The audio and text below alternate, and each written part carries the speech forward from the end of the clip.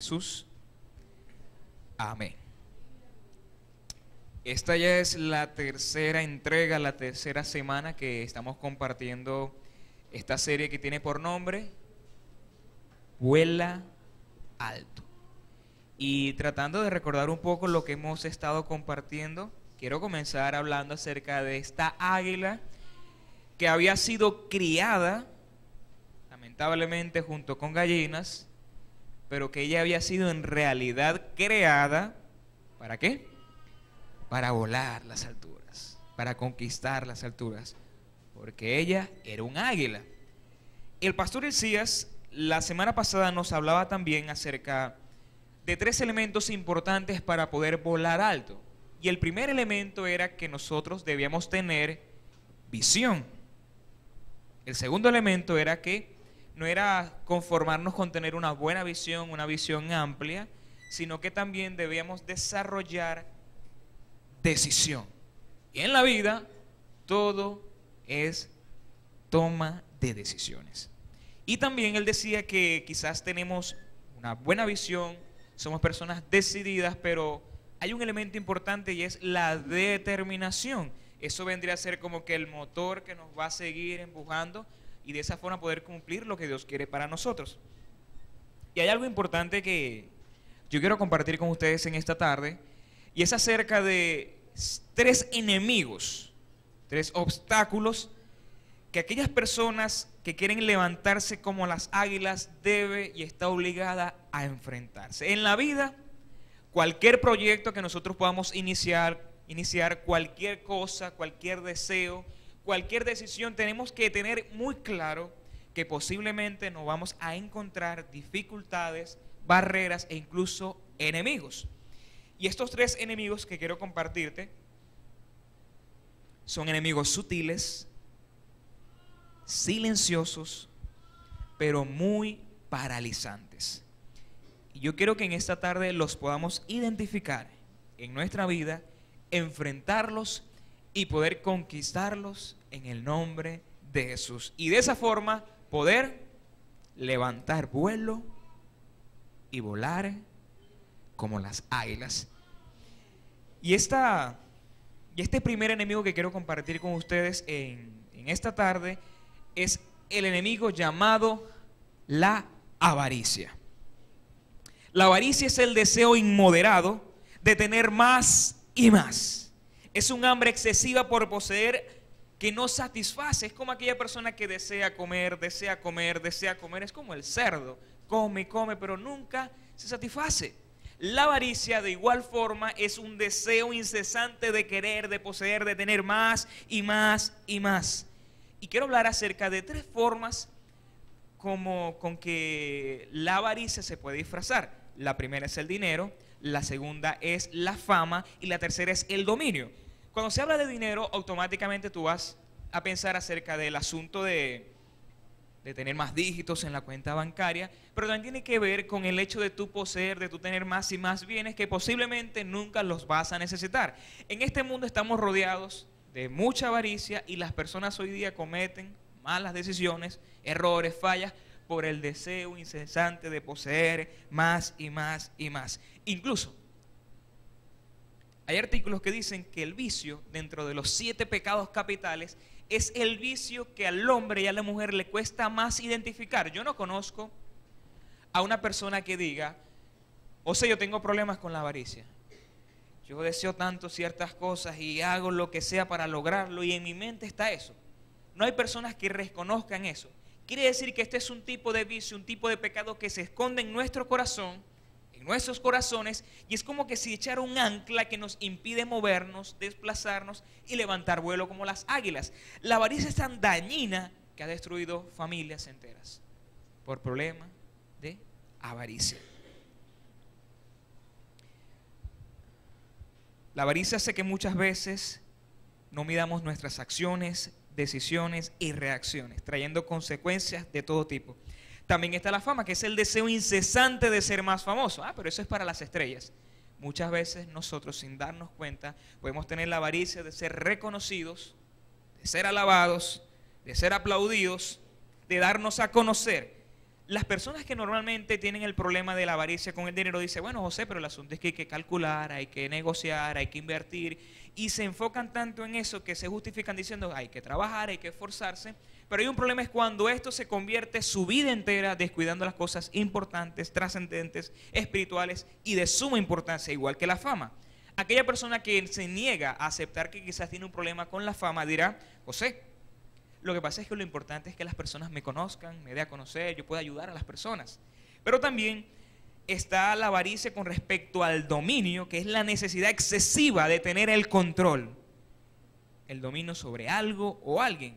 Es aquella persona que dice, hay que mantener el control. Si nadie tiene el control, alguien tiene que asumir el rol, la rienda de esta situación. Y esto me hizo ver una frase de un escritor llamado Juan Montalvo. Él dice lo siguiente con respecto a la avaricia.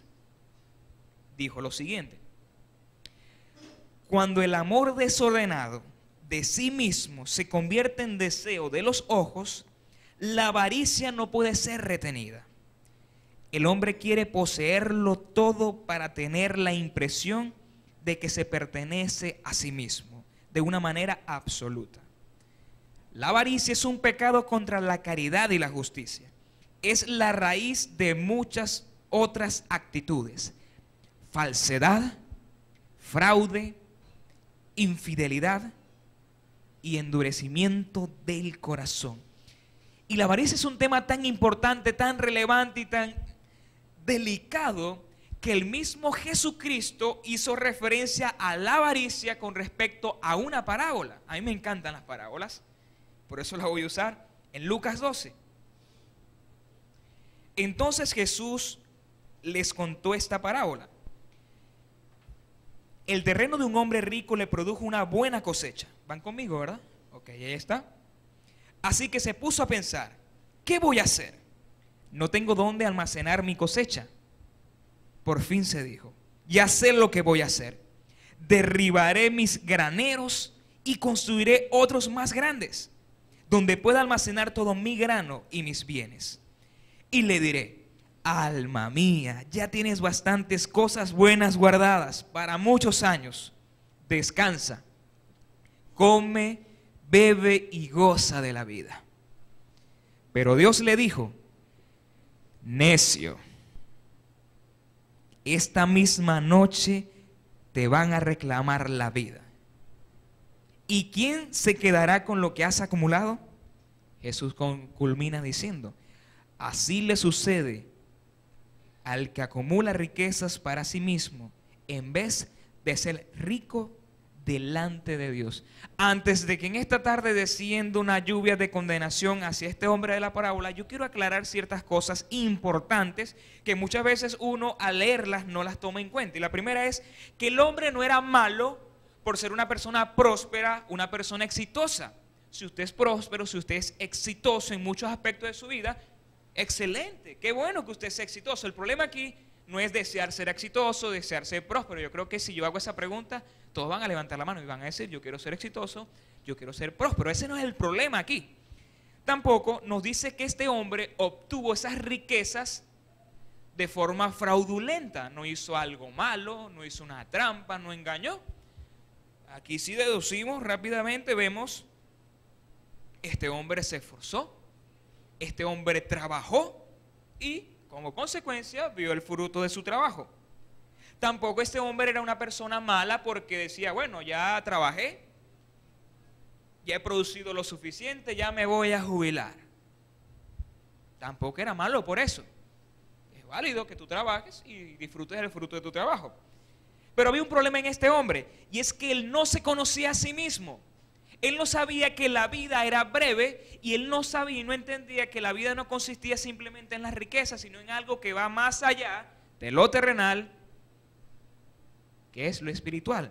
Algo que va más allá de lo temporal, sino de lo eterno.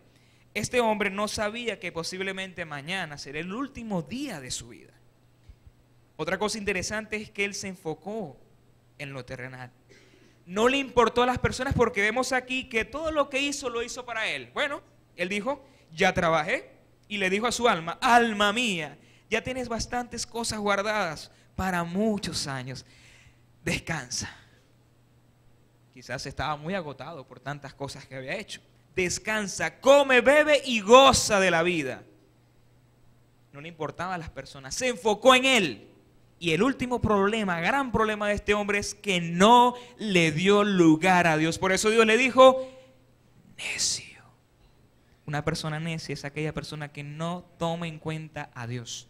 Una persona necia es aquella persona que aún diciendo que cree en Dios, que sigue a Dios, aparentemente no vive a Dios.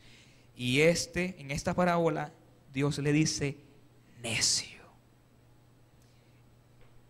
Esta parábola la leyó un artista francés y él quiso ilustrar en el lienzo esta parábola. Él tomó aquel lienzo y empezó a pintar. Pintó un corpulento hombre sentado en un escritorio en su casa. Encima del escritorio habían bolsas repletas de dinero. Al fondo del escritorio, de la pintura, había una ventana donde se podía visualizar todo su campo verde, hermoso, sus cultivos, algo muy próspero. Pero en el rostro del hombre, él había pintado su cara como si estuviera expresando, ¿ahora qué voy a hacer con toda esta fortuna? Este hombre mira su cuadro, su lienzo, y dice, muy bien, pero decidió volver a leer esta parábola. Cuando la vuelve a leer, se siente inconforme y voltea el lienzo. Y comienza a pintar al mismo hombre, el mismo escritorio, las mismas bolsas repletas de dinero, la misma ventana, el mismo campo verde y hermoso lleno de cultivos y prosperidad. Pero agrega dos cosas interesantes. En el dibujo de este hombre, él trató de colocar una capa muy delgada de polvo, pero añadió otra cosa. Colocó a su lado la imagen de la muerte, y esta muerte tenía su brazo puesto en el hombro de este hombre. Y en medio del rostro de la muerte, trató de expresar como si la muerte estuviera expresando en ese momento la palabra necio. Jesús dijo, necio, esta misma noche van a reclamar tu vida. Por eso él dijo una vez, tengan cuidado, advirtió a la gente, absténganse de toda avaricia. Y luego dice, la vida de una persona, tu vida, no depende de la abundancia de sus bienes. Porque muchas veces sin darnos cuenta, nosotros nos esforzamos o queremos alcanzar cosas por el deseo de tener seguridad. Ahora bien, no está malo trabajar, no está malo ser próspero, no está malo ser productivo. El problema es cuando yo reemplazo eso por lo más importante y trascendental, que es Dios. Por esa razón Jesús dice, tengan cuidado, absténganse de toda avaricia, ya que la vida de una persona no depende de la abundancia de sus bienes. También Jesús quiso expresar esta idea en una parábola muy conocida, la parábola del sembrador. En esta parábola sencillamente él comenta que el sembrador salió a sembrar y una semilla cayó en el camino, se la llevaron las aves, otra semilla cayó en pedregales y como no había mucha profundidad, esta planta se murió por el sol, por el calor, no tenía profundidad. Hubo una semilla que cayó en tierra fértil, pero una de esas semillas que cayó en una tierra que estaba llena de espinos. Y cuando esta planta creció, los espinos, ¿qué hicieron? Ahogaron la semilla. Y Jesús, voy a hacer referencia solamente a la interpretación de esta semilla, el que recibió la semilla, lo dice allí, que cayó entre espinos, es el que oye la palabra. Tú escuchas la palabra de Dios hoy y quizás en otros días de la semana y reflexionas en la palabra. Pero esta persona dice que es aquella persona que oye la palabra, pero las preocupaciones de esta vida, ¿quiénes aquí no se preocupan? ¿Quiénes aquí se preocupan? No es malo preocuparse porque parte de nuestra vida, sentir preocupación. El problema es cuando esa preocupación te quita la paz y te hace distraerte de lo que, de lo más importante. Dice aquí que las preocupaciones de esta vida y el engaño de las riquezas la ahogan. Quiere decir que la avaricia, si nos ponemos a fijar, asfixia nuestra vida, ahoga nuestro ser, nos distrae de lo más importante. Una de las cosas que Dios nos invita a tener mucho cuidado es con este tema de la avaricia, porque eso es un enemigo letal que se aferre, que te impide levantar vuelo. Y el deseo de Dios es que desechemos la avaricia, porque te distrae de lo más importante, te engaña, marchita tu vida y no deja que lo más importante, que la palabra de Dios pueda producir un cambio, un fruto en tu vida. Ahora bien, ¿cómo se puede vencer la avaricia? Haciendo lo contrario a sus demandas. No se trata de dinero, se trata del reino de los cielos, ser generoso, entregado, entregarme a las personas, darme a los demás. Ese es el secreto para el éxito del cristiano, entregarse a las demás personas. No se trata de la fama, se trata de que otros puedan mirar a Dios a través de ti. No se trata del dominio, del control de tanto que yo sepa o tenga o controle o administre, sino se trata de guiar a las personas a Dios, de que tú y yo podamos servir día a día. Entonces este enemigo llamado la avaricia, ¿qué produce en nuestro corazón? Nos distrae de Dios, te aleja de Dios, te engaña, te marchita, te contamina. Pero el deseo de Dios es que tú en esta tarde, si identificas en tu vida, en tu corazón algo de avaricia, es desecharla. ¿De qué forma? La única forma de vencer el mal, dice la Escritura, es haciendo el bien. En segundo lugar, otro elemento, otro obstáculo, otro enemigo que afecta nuestra vida y que nos impide levantar las alas y volar como las águilas es el tradicionalismo religioso. Dice aquí que el tradicionalismo, a diferencia de la avaricia, es más sutil, pero igual de peligrosa. Se disfraza de pureza, rectitud y espiritualidad.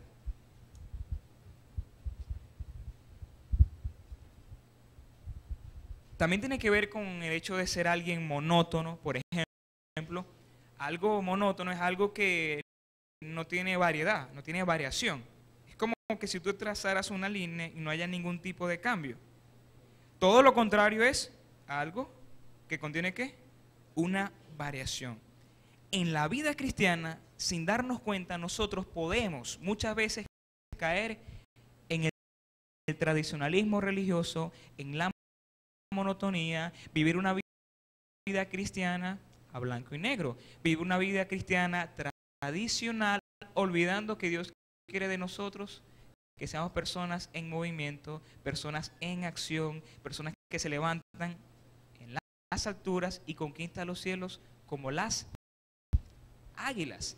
Entonces, por esa razón Jesús nos invita a tener mucho cuidado con este enemigo llamado tradicionalismo. Como dice, muchas veces se disfraza de pureza, de rectitud, de espiritualidad. Alguien dijo, la tradición, a diferencia del tradicionalismo, la tradición es la fe viva de los que están muertos. Pero el tradicionalismo es la fe muerta de los que todavía viven. También el tradicionalismo es la actitud que se resiste al cambio, a la adaptación, a la alteración, es seguridad con lo conocido. Es aferrarse a las costumbres o comportamientos mantenidos ciega y forzosamente. Y te lo quiero ilustrar bajo una forma. En un lugar unos científicos deciden colocar 5 monos. Creo que esto lo he dicho algunas veces, una sola vez creo. Y en medio de la jaula hay una escalera. En la escalera arriba hay cambures, manzanas, todo tipo de frutos y manjares. Un primer mono se levanta y empieza a subir la escalera. Cuando este mono sube las escaleras, los demás monos, los 4 monos, empiezan a observarlo y de repente alguien de los científicos saca una manguera y le lanza un chorro fuerte de agua. Los monos quedan todos mojados, se asustan. Al otro día este mismo mono intenta volver a subirse, pero los demás monos, cuando dicen nos van a echar agua, agarraron al monito, lo bajaron y lo golpearon. Luego sacan uno de los monos y colocan un reemplazo. Este nuevo mono intenta subirse y lo agarran los 4 monos, sumado el mono este que le habían golpeado, y empieza a golpear a este pobre mono. Luego de eso sacan a un mono antiguo, meten otro mono y así sucesivamente, quedando simplemente los monos que fueron reemplazados. El 5.º mono intenta subirse y de repente los 4 monos que habían sido golpeados pero que no habían recibido el impacto del agua porque habían sido reemplazados, toman este mono y lo bajan y lo golpean. Y este mono de repente dice, ¿qué pasa? ¿No ven que allí hay unos cambures, hay unas bananas, hay manzanas, hay manjares? Vamos a comer, alcanza para todos. Y de repente los demás monos, no se puede, bájese. ¿Pero por qué no se puede? Bájese. ¿Pero por qué? ¿No ven que es comida? No se puede, porque aquí las cosas siempre han sido así y no pueden cambiar. ¿Pero por qué? No sabemos, pero no se puede. El tradicionalismo muchas veces es irracional. Quizás hay prácticas en nuestra vida cristiana que son tradicionalistas y que no tienen lo esencial. Y yo pensando con respecto al tradicionalismo religioso, yo decía, pero ¿cómo esto se puede relacionar con alguien que no conoce de Dios, que no va a la iglesia, que no busca a Cristo? ¿Sabes qué también es una marca del tradicionalismo?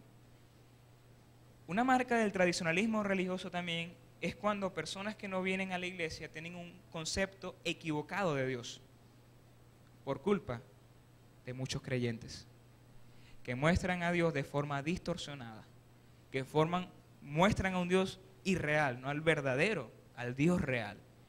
Tradicionalismo también para la persona que no asiste a la iglesia quizás puede ser una vida lejos de Dios, que vive una vida quizás sin sentido, pero bueno, así le enseñaron a vivir y así van a seguir viviendo hasta que Dios en su soberanía haga una obra sobrenatural en esas personas. Ahora bien, en la Biblia, parece contradictorio, parece antagónico, pero dentro de la Biblia habían personas tradicionalistas, habían personas religiosas, y son los fariseos. ¿Quiénes eran los fariseos? Personas conocedores de la ley de Dios, conocedoras de la voluntad de Dios, personas que estaban sirviendo aparentemente a Dios, conocían sus leyes y querían vivir extremadamente una vida impecable, pero sin darse cuenta, se convirtieron en personas duras, insensibles y tradicionalistas. A tal punto de que cuando Dios se les presentó a ellos bajo la persona de Jesucristo, no lo reconocieron, sino que lo persiguieron y lo mataron. Ahora bien, si tú lees en los evangelios, por ejemplo, el evangelio de Marcos, en el capítulo 2 en adelante, cuenta la historia donde Jesús ve a un hombre llamado Leví. Leví es Mateo, uno de los discípulos de Jesús, el primer escritor del primer evangelio. Dice que Leví, Mateo, estaba sentado en el banco de los tributos públicos, cobrando el dinero, los impuestos, era algo así tipo Seniat, establecido allí. Este hombre era alguien conocido como pecador, como alguien que robaba a su nación, y para el pueblo judío alguien que fuera recaudador de impuestos era alguien que no se podía tolerar, era alguien que había rechazado, que había decidido abandonar a su patria. Era un hombre pecador. Jesús va pasando y le dice, sígueme. Este hombre Leví, cuando ve el llamado de Jesús, se emociona y va a su casa y hace una hermosa cena quizás, coloca su mesa, los alimentos, pero Leví era un hombre que era recaudador de impuestos, era un ladrón. ¿Y con quién se juntaba? Con personas como él. Y yo me supongo que en ese lugar donde invitó a Jesús a comer, habían personas pecadores y quizás peor que él. En ese momento, mientras Jesús está conversando, están los fariseos y están viendo lo que está haciendo Jesús. Y automáticamente ellos dicen, si este fuera profeta, si este fuera un hombre de Dios, no estuviera con estos pecadores. Porque gente de Dios no puede andar con pecadores, gente de Dios anda con gente santa. En ese momento Jesús, ¿sabes qué les dijo? Marcos 2:17. Al oírlos, Jesús les contestó, no son los sanos los que necesitan médico, sino los enfermos. Y luego dice, y yo he venido a llamar, ¿qué? No he venido a llamar a justos, sino a pecadores. Luego de eso hay otra escena, donde unos discípulos de Juan el Bautista y los fariseos se le acercan a Jesús y le dicen, maestro, disculpe la interrupción, pero ¿por qué tus discípulos no ayunan? ¿Por qué no hacen esto? Jesús, ¿qué les respondió? ¿Acaso pueden ayunar los invitados del novio mientras él está con ellos? No pueden hacerlo mientras lo tiene con ellos. Jesús está diciendo, yo soy el novio, El pueblo es la novia y si el novio está con los invitados, es un momento de gozo, de alegría, no para estar en ayunos. Eso fue lo que Jesús le quiso decir a los fariseos. Luego, más adelante, hubo un momento donde los fariseos vieron a los discípulos haciendo algo un día sábado, pero hay un evento importante, que es el evento de la sinagoga, en el capítulo 3, donde Jesús está en la sinagoga. Era un lugar parecido a esto, donde la gente se reunía los sábados para escuchar y aprender de Dios. Y se aparece en la escena un hombre enfermo con una mano seca. Detrás de ese hombre, quizás yo me imagino los fariseos, ay, a ver qué iba a hacer Jesús, a ver si iba a sanar, si iba a hacer algo. Estaban pendientes y en ese momento Jesús les dijo: ¿qué está permitido en sábado? ¿Hacer el bien o hacer el mal? ¿Salvar una vida o matar? Pero ellos permanecieron callados. La persona religiosa, tradicional, monótona, hace las cosas sin ni siquiera saber por qué lo hacen, simplemente porque piensan que tienen que hacerlo. Jesús le dice: y entonces, ¿es permitido hacer lo bueno o lo malo? ¿Salvar una vida o matar? Y yo cuando veo y estudio esto, las respuestas de Jesús, yo puedo sencillamente ver cómo Jesús estas personas las bateaba. Porque Él da una respuesta apropiada a las personas que estaban distorsionando a Dios, distorsionando el mensaje de Dios y que estaban lejos de Dios. Por esa razón Jesús en el capítulo 23 de Mateo dijo: ¡ay de ustedes, maestros de la ley, fariseos, bendecidos! Dijo eso. Dijo: hipócritas, aparentan lo que no son. Dan la 10ª parte de sus especias, la mente, el anís y el comino, pero han descuidado los asuntos más importantes de la ley, tales como la justicia, la misericordia y la fidelidad. Luego dice: debían haber practicado esto sin descuidar a aquellos. Ellos comenzaron bien, los fariseos, haciendo la voluntad de Dios. Una vida en movimiento, en acción, pero sin darse cuenta empezaron a caer en la monotonía, en el tradicionalismo religioso.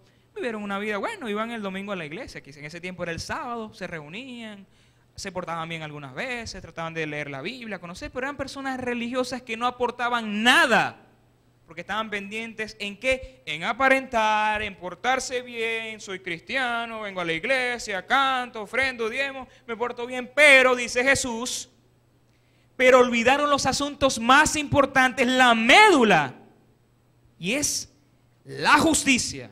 Ellos no estaban haciendo justicia, no estaban siendo justos. La misericordia, no había misericordia por ningún lado. Y la fidelidad, mucho menos. Debían haber practicado esto sin descuidar aquello. Esa fue la respuesta de Jesús. Jesús es incompatible con el tradicionalismo religioso. Jesús quiere que tú y yo vivamos una vida cristiana real, no una vida de caricatura, no una vida en blanco y negro, no un cristianismo light. Dios quiere que vivas una vida verdadera. Dios quiere que vivas. Pero es necesario echar de tu vida, en primer lugar, la avaricia. ¿Por qué razón? Porque la avaricia te distrae de Dios. En segundo lugar, el tradicionalismo. ¿Por qué? Porque el tradicionalismo que hace en tu vida endurece tu corazón. Y en tercer y último lugar, debemos luchar contra otro enemigo llamado la indiferencia. Parece simple, pero es la más contaminante. La indiferencia es el estado en que una persona no siente inclinación ni rechazo hacia otro sujeto, objeto o asunto determinado. Cuando yo quiero ilustrar esto, ¿no? Y quiero que la forma más ideal para poder ilustrar es cuando tú le preguntas a un muchacho de estos tiempos, de 18 hacia abajo: papá, ¿cómo está? Ahí. Y tú dices, pero ya va. ¿Cómo estás? ¿Bien o mal? Ahí. Y mira, y contame cómo estuvo la semana, cómo estuvo el trabajo, la universidad. Y uno como que, Dios mío. O sea, no sabe lo que tiene, está confundido. Hoy día uno ve muchos jóvenes, cuando tú le preguntas eso, no saben cómo responderte. Bueno, ahí, ni bien ni mal, para no decir nada, pues. La indiferencia, lo vuelvo a decir, es el estado en que una persona no siente ni inclinación ni rechazo hacia algo, hacia un objeto, asunto, sujeto, asunto determinado. Es como el veneno de la serpiente que paraliza el cuerpo. Martin Luther King era un ministro bautista y activista de los derechos civiles. Él dijo: lo preocupante no es la perversidad de los malvados, sino la indiferencia de los buenos. La indiferencia viene cuando caemos en la monotonía y en la mediocridad. La indiferencia es la característica de aquellos que están a kilómetros de Dios sin darse cuenta. Y hay una parábola que tiene por nombre la parábola del buen samaritano y dice lo siguiente: un hombre descendía de Jerusalén a Jericó y cayó en manos de ladrones, los cuales le despojaron, e hiriéndole se fueron y dejándole medio muerto. Aconteció que descendió un sacerdote por aquel camino y viéndole pasó de largo. Asimismo un levita, llegando cerca de aquel lugar y viéndole pasó de largo. Pero un samaritano que iba de camino vino cerca de él y viéndole fue movido a misericordia y acercándose vendó sus heridas, echándoles aceite y vino. En ese tiempo aceite y vino era algo medicinal. Y poniéndole en su cabalgadura, lo llevó al mesón y cuidó de él. Otro día, al partir, sacó 2 denarios y los dio al mesonero y le dijo: cuidádmele, y todo lo que gastes de más, yo te lo pagaré cuando regrese. Luego Jesús termina esta parábola y hace una pregunta: ¿quién pues de estos 3 te parece que fue el prójimo del que cayó en manos de los ladrones? Responde la persona a quien Jesús le hablaba: el que usó de misericordia con él. Entonces Jesús le dijo: ve y haz tú lo mismo. Quiero destacar ciertas cosas aquí importantes. Cuando en la parábola habla acerca de un sacerdote, era una persona de prominencia, era una persona encargada del templo, de la parte litúrgica, de la parte religiosa del pueblo de Israel. Era una persona que era alabada por el pueblo, era un sacerdote, era el intermediario en ese tiempo. Yo me imagino que cuando Jesús estaba enseñando esta parábola, las personas: wow, un sacerdote, este va a hacer la obra. Y de repente dice que el sacerdote pasó de largo. De repente dice: y pasó un levita. Cuando el oyente escuchaba levita, este sí lo va a hacer. Bueno, él es el asistente del sacerdote, trabaja en el templo, en el servicio, él sí lo va a hacer. Y dice de repente: y el levita pasó de largo. Como que tenían el arte de pasar de largo. Pero dice: pero luego un samaritano para el pueblo de Dios era una mezcla de judío y gentil. Ese pueblo, los samaritanos, eran aborrecidos por el pueblo de Israel, los odiaban, ellos los miraban y los veían como perros, como animales de lo peor de lo peor. Entonces, en esta parábola, cuando Jesús dice: pero llegó un samaritano, la gente judía, israelita, cuando escuchó esa parábola, yo me supongo: samaritano, la chusma. A ver qué va a hacer. Si no hizo el sacerdote, si no hizo el levita, menos el samaritano. Dice: pero el samaritano ve, y no le importó quién era la persona, si era judío, si era gentil. El samaritano, dice la Biblia, que él cuando vio a este hombre fue movido a misericordia. ¿Qué es misericordia? Es sencillamente que se colocó en los zapatos de la persona. Misericordia es sentir la miseria, la necesidad, el problema de la otra persona y sentir un deseo de hacer algo. Y a veces no sabemos qué algo vamos a hacer, pero simplemente hacemos lo que sea por el bien de esa persona. Ahora bien, cuando Jesús dice que este samaritano hizo esa obra, Jesús le pregunta a este hombre, este judío, este oyente, racista, clasista, lo que sea, le dice: ¿quién de los 3 hizo misericordia? Si usted se fija en esta historia, esta persona que le respondió a Jesús no utilizó la palabra samaritano, porque a ellos hasta le costaba pronunciar esa palabra. ¿Qué fue lo que dijo? Yo me imagino que cuando Jesús preguntó: ¿quién pues de estos 3 te parece que fue el prójimo del que cayó en manos de los ladrones? Yo me supongo aquella persona que dijo: el que usó misericordia. Sí, el que hizo ese, el de la misericordia. ¿Cuál? ¿Pero cuál? El que hizo misericordia. Porque al judío le costaba reconocer, y Jesús con esa parábola retumbó a ese pueblo religioso, retumbó a las personas que muchas veces dicen ser hombres y mujeres de Dios. Como tú y yo, venimos a la iglesia, recibimos de Dios, damos gracias a Dios por la semana, por las victorias, por las dificultades, por todas las cosas, sean buenas y sean malas. Pero muchas veces, sin darnos cuenta, nosotros podemos desarrollar el arte ¿de qué? De pasar de largo, mirar la necesidad y no hacer absolutamente nada. Hoy día hay personas que les gustan mucho los animalitos, los gatitos, los perritos, todos los hitos.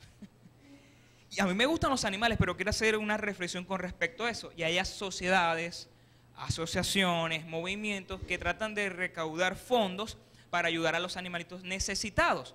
Yo creo que está muy bien eso, pero conozco personas y he visto personas que hay un animalito de este lado y hay una persona necesitada de este lado y dicen, ay, pobrecito el perrito, no ha comido. Pero espera, al lado hay una persona que necesita. Invierten dinero en los animales, se desgastan por los animales y hoy día hay muchas personas que están necesitando. No estoy diciendo que no ayudes a los animales, ten cuidado. Y muchas veces nosotros, sin darnos cuenta, al salir de aquí hay necesidades físicas, emocionales, espirituales, donde tú y yo tenemos la habilidad, la capacidad y las facultades de poder ser de bendición. Pero ¿qué hacemos nosotros como aquel levita, como aquel sacerdote? Pasar de largo. ¿Por qué razón? Porque así como la avaricia te distrae tu corazón, el tradicionalismo endurece tu corazón, la indiferencia que hace en tu corazón seca tu corazón. Y con referencia a esta parábola, el mismo Martin Luther King dijo lo siguiente: la primera pregunta que hizo el sacerdote y el levita fue: si me detengo a ayudar a este hombre, ¿qué me va a pasar? Ay, yo no puedo ayudar a este porque si lo ayudo y me agarran los malandros a mí, no. Pero ¿sabes qué hizo el samaritano? Él invirtió la pregunta y dijo: si no me detengo a ayudar a este hombre, ¿qué pasará con él? Qué gran diferencia, ¿verdad? Hay una tendencia en convertirnos en personas indolentes, que así como el sacerdote y el levita aprendieron la técnica de pasar de largo. Y fue tanto este tema de la indiferencia, que más adelante, años y años más allá, Dios, a través del apóstol Juan, les habla a ciertas iglesias en el Apocalipsis, que era la iglesia Laodicea, si no me equivoco, donde Dios hace una crítica a esta iglesia y dice: conozco tus obras, sé que no eres ni frío ni caliente. Y le dice luego: ojalá fueras lo uno o lo otro. Por tanto, como no eres frío ni caliente, sino tibio, estoy por vomitarte de mi boca. Las cosas tibias producen un efecto nauseabundo. Por ejemplo, tú vas a, no sé, un café, Vita Café, por ejemplo, valga la promoción, y usted se va a tomar un café calientico, ¿verdad? Hoy día hay esos cafés malucones que son fríos, ¿verdad? A mí no me gustan. Pero hay gente que le gusta. Pero tú no te vas a tomar un café tibio porque es maluco, ¿verdad? Es malo, sabe feo. No es lo mismo, ¿verdad? Si usted se va a comer un helado, tiene que ser un helado frío. Si usted se va a tomar un vaso de leche, o es un vaso de leche fría, o es un vaso de leche caliente, tibio. ¿Qué quiere decir esto? Que lo intermedio, lo mediocre, lo que ni es ni lo uno ni lo otro, a Dios no le agrada. Y por eso dice: por como eres tibio, tengo ganas de vomitar. La indiferencia seca el corazón. Ahora bien, ¿cómo se puede vencer la indiferencia? Haciendo lo contrario a sus demandas. Debemos aprender el hábito de enfocarnos en los demás. Debemos decidir a diario marcar la diferencia. Debemos dar de lo que recibimos. Y por esa razón, más adelante el apóstol Juan dice: hijitos míos, no amemos de palabra ni de lengua, sino de hecho y de verdad.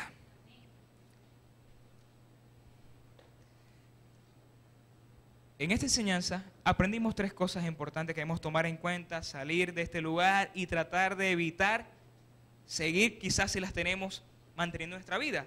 Debemos luchar y conquistarlas, que son ¿qué? La avaricia, el tradicionalismo, y en tercer lugar, la última es la indiferencia. Mire, Hoy día el cristianismo, sin darse cuenta, ha dejado que estas tres cosas, estos tres enemigos, se anclen en su vida y controlen muchas veces sus comportamientos, y por esa razón el cristianismo hoy día no está marcando la diferencia. ¿Y sabes cuál es el deseo de Dios para cada uno de nosotros? Es que en esta tarde salgamos con un intenso deseo de volar alto, de luchar, de conquistar y de echar fuera estas tres cosas que son nuestros enemigos y que nos impiden vivir la vida que Dios quiere para nosotros. Y yo quiero invitarte en esta tarde, para cerrar este tiempo, a que allí donde estás cierres tus ojos. Si es posible, ponte de pie, por favor.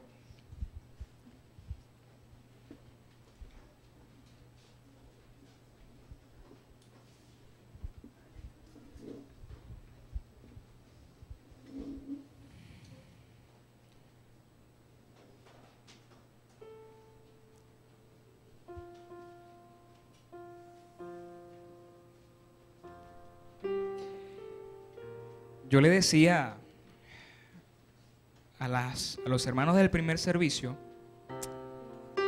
que yo muchas veces he pensado y le he dicho a Dios: Señor, ¿qué puedo hacer yo para que la iglesia de Dios Admirable salga cada domingo con lo que enseña el pastor Elías, el pastor Emilio, lo que pueda enseñar yo, pueda salir del domingo y ponerlo en práctica? Señor, ¿por qué nosotros, yo le hacía preguntas a Dios, Señor, ¿por qué nosotros, sabiendo lo que debemos hacer, no lo hacemos? Y muchas veces nos enfocamos en nosotros, somos muy egocéntricos. ¿Por qué muchas veces somos tradicionalistas y nos acostumbramos a vivir una vida cristiana light? Venimos aquí el domingo, nos reunimos, cantamos unas alabanzas, disfrutamos el tiempo, pero como que no hay algo más, no hay algo más adicional, no hay algo explosivo en nosotros. Pero yo veo en la Biblia todo lo contrario. Hombres y mujeres de Dios que le creían a Dios y vivían para Dios. Y yo decía: Señor, pero yo no entiendo qué pasa. ¿Por qué hoy día el cristianismo no está haciendo lo que antes hacía? Y yo me he dado cuenta es porque sencillamente nosotros hemos olvidado nuestro norte, que es Dios. Si tú verdaderamente quieres volar alto, si tú verdaderamente quieres ser un mejor padre, una mejor madre, un mejor hijo, un mejor estudiante, una mejor persona, tú necesitas salir convencido que es necesario tomar medidas, tomar decisiones en la vida para marcar la diferencia. Que tú salgas de este lugar diciendo: ya yo no quiero ser más indiferente, no quiero ser más religioso, no quiero ser más orgulloso, enfocado en mí. Yo quiero vivir a Jesús en mi vida. Y yo, haciéndome esas preguntas y esas reflexiones, yo sentí como que si Dios me estuviera diciendo: una cosa es lo que tú puedas hacer, pero lo más importante es lo que ellos puedan hacer con lo que escuchan. Cada semana tú recibes una carga espiritual en tu vida y tú tienes que decidir qué hacer con esa carga: aplicarla en tu vida y vivirla en tu vida, o simplemente guardarla en tu bolsillo como otra carga más que no le he tomado en cuenta. Pero simplemente va a ser tu decisión. Las bendiciones van a depender de tus decisiones. Las maldiciones también dependen de tus decisiones. Pero todo depende de lo que tú decidas hoy. Y el mensaje de esta tarde es: lucha, porque tú tienes todo lo necesario para luchar y también todo lo necesario para vencer, para triunfar, para conquistar. Pero es necesario de que la iglesia Dios Admirable de Maracaibo entienda que está llamada, que ha sido creada para volar, para conquistar. Y yo quiero decirte: tú tienes todo lo necesario para vencer. ¿Qué pasa? Hoy es un día de bendición para tu vida. Sal de este lugar con ganas de comerte al mundo para Cristo y vas a ver la bendición en tu hogar, en tu vida entera, y vas a ser para gloria de Dios. Señor, queremos darte gracias. Gracias, Padre, por esta oportunidad que nos das de expresar, Señor, lo que tú eres: un Dios real, un Dios maravilloso. Señor, yo te quiero pedir en el nombre de Jesús por esta iglesia, por mi iglesia, Padre, por cada hermano, Señor. Mira sus vidas, mira sus corazones. Quizás están golpeados, turbados, agotados por tantas cosas que en el día a día nos topamos. Yo te quiero pedir en el nombre de Jesús que tú puedas aligerar toda carga. Señor, que este mensaje, Señor, pueda ser vida en su carne, pueda ser un mensaje transformador. Y que ellos salgan, Señor, con un deseo grande, enorme de conquistar el mundo para ti, Señor. Que ellos entiendan, Señor, que la vida cristiana es para vivirla, para sentirla, para experimentarla y para compartirla con las demás, Señor. Que ellos salgan convencidos a ganar uno más para Cristo, Padre. Para eso tú nos has llamado. Señor, mira a cada familia representada en este lugar. Bendice cada hogar, bendice cada padre, cada hijo, cada necesidad. Provee, Señor, para aquellos que están pasando crisis, tribulación. Manifiéstate, Señor, como el Dios admirable, como el Dios grande y maravilloso, Señor. Te queremos decir, Señor, que en tu presencia, Señor, está todo lo que necesitamos, Señor. Delicias a tu diestra. Nos gozamos, Señor, en tu presencia, Señor. En tu presencia, Padre. Presencia, hay plenitud de gozo en tu presencia,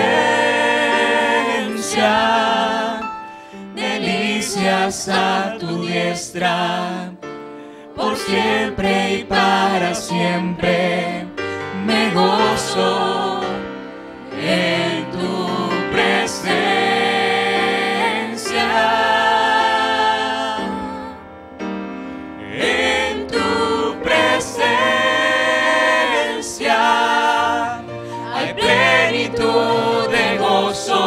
En tu presencia, delicias a tu diestra, por siempre y para siempre me gozo en tu presencia.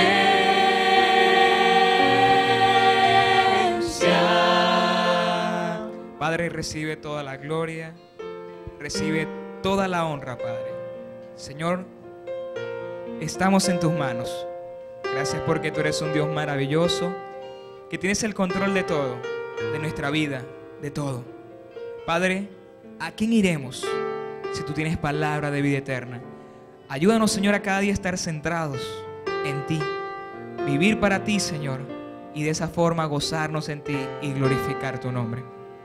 En el nombre de Jesús, gracias, Padre. Bendícenos y guárdanos. Bendice nuestra semana.